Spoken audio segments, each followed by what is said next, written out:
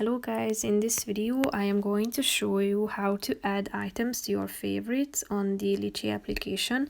But first I just want to mention, don't forget to subscribe to my channel because at 10,000 subscribers I am going to show you my whole YouTube revenue statistics and growth strategy, how to make money online. So let's jump into it. First of all, open the application on your phone.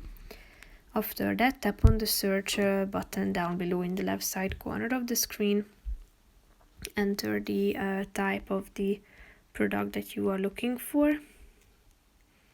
Tap on it. And if you want to add it to your favorites or to your wish list, tap on this button in the right side of the screen. And then go back to the previous page by tapping on this X button at the top. Click on this heart icon at the top of the screen next to the shopping cart icon, and here you will be able to find the item that you have added to this section. If you want to get rid of it, just tap on the same item or the button and it will disappear from this section, as you can see. So that's pretty much it for this video, guys. See you in the next one. Bye bye.